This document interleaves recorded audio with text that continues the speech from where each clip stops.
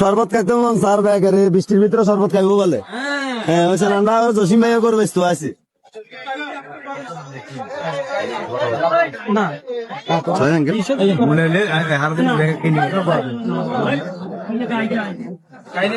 একবারে পুরান station road পর্যন্ত মাশাআল্লাহ সারি সারি ভাবে গরুগুলা রাখা হয়েছে।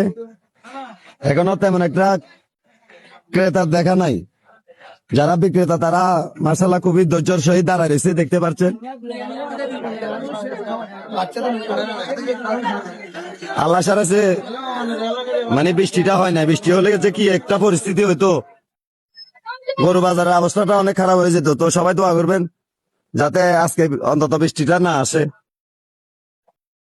যারা গরু বিক্রি করতে আসছে তাদের কিন্তু অবস্থা অনেক খারাপ হয়ে যেত যদি বৃষ্টিটা আসতো।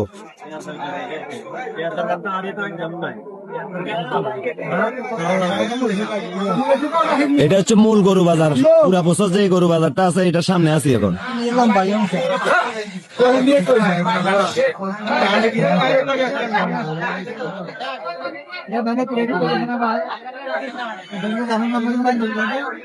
আর এদিকে একবারে সোনালী ব্যাংক পর্যন্ত প্রায় আপনার পাইলট হাই স্কুল পর্যন্ত এই গরু বাজার মিলছে।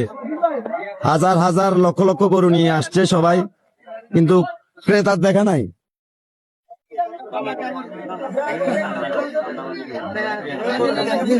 দান্দাবাজি তো পুরাই দান্দাবাজি।